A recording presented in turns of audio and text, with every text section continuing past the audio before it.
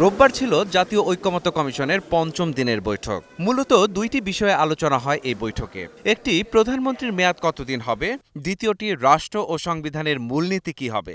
দু একটি বাদে বেশিরভাগ রাজনৈতিক দলের নেতা এই দুই বিষয়ে একমত পোষণ করেন। দুই মেয়াদের বেশি কেউ প্রধানমন্ত্রী থাকতে পারবে না, এটি আমাদের দলীয় পজিশন।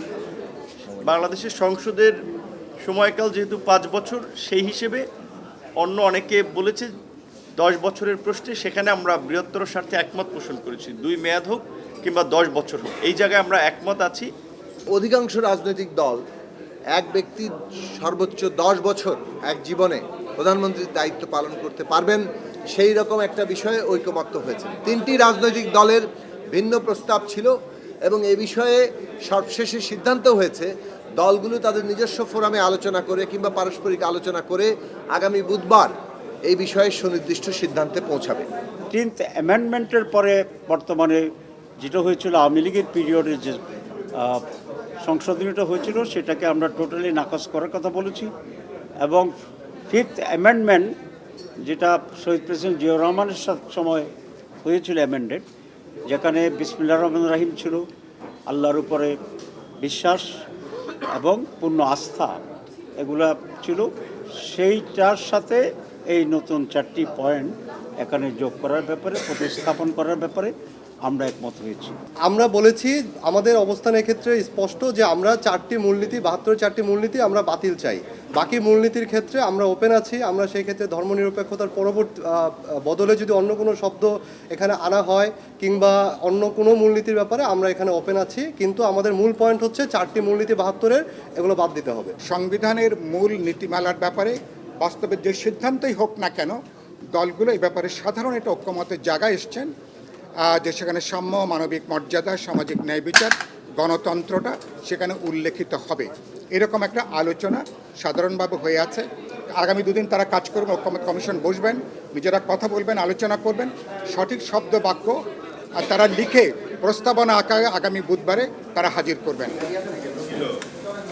তবে বিএনপির পক্ষ থেকে বলা হয়েছে, নীতিগতভাবে পরপর 2 টার্মের বেশি প্রধানমন্ত্রীর পদে না থাকার বিষয়ে তারা একমত থাকলেও সর্বোচ্চ 10 বছরের বেশি কেউ প্রধানমন্ত্রী পদে থাকবেন না, এমন একটি প্রস্তাব তারা দলীয় ফোরামে আলোচনা করে আগামী বুধবার কমিশনের সঙ্গে বৈঠকে এ বিষয়ে তাদের মতামত জানাবেন। 3 বারে হোক, 3 মেয়াদে হোক, 4 মেয়াদে হোক, কিন্তু সর্বোচ্চ বছরটা যদি আমরা এখানে উল্লেখ করতে পারি যে একজন লোক লাইফ টাইমে এত বছরের বেশি প্রধানমন্ত্রী থাকতে পারবেন না।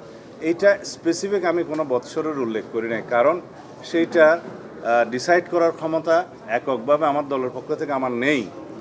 যদি হাউস ডিসাইড করে একটা মেয়াদ, সাপোজ 10 বছরের জন্য ডিসাইড করলো, একজন ব্যক্তি সর্বোচ্চ জীবদ্দশায় 10 বছরের বেশি প্রধানমন্ত্রিত্ব বুক করতে পারবেন না বা ওই পদে থাকতে পারবেন না, তখন আমি বলেছি, এরকম একটা আলোচনা ওখানে এসছে, তখন আমি বলছি এটা আমার প্রস্তাব নয়, তবে যদি হাউসে এটা ডিসাইড হয় সেটা আমাকে আমার দলীয় ফোরামে আলোচনা করতে হবে। এদিকে রাষ্ট্র ও সংবিধানের মূলনীতিতে 72-এর সংবিধানে যা বলা হয়েছে তা অক্ষুণ্ণ রেখে সংস্কারে আপত্তি নেই বলে জানিয়েছে বাম রাজনৈতিক দলের নেতারা।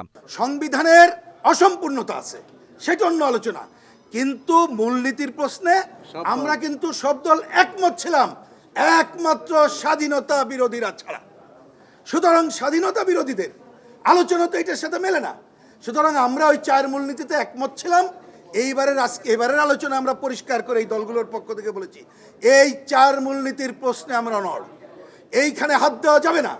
তার সাথে অবশ্যই যেটা আমাদের সংবিধানে এখনো আছে, ওই যে মুক্তিযুদ্ধের ঘোষণার যে 3 পয়েন্ট ছিল, সেটা যুক্ত করা যেতে পারে আরও যদি ভালোভাবে দরকার হয়।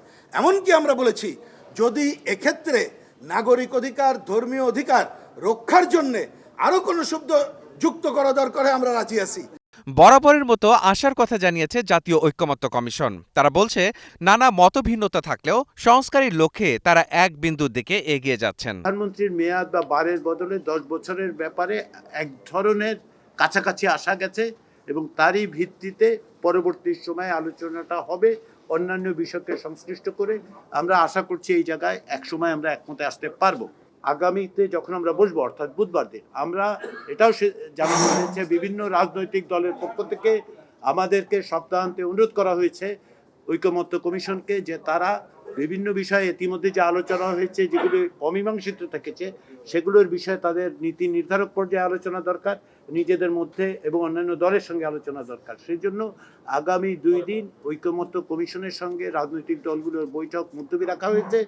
বুধবার দিন আমরা সকাল 10:30টায় মিলিত হব এবং তারই মধ্য দিয়ে আমরা অমীমাংসিত বিষয়গুলো মীমাংসার পথে অগ্রসর হতে চেষ্টা করব। মাহাদি হাসান, স্টার নিউজ। দলীয় ফোরামে আমরা আলোচনা করা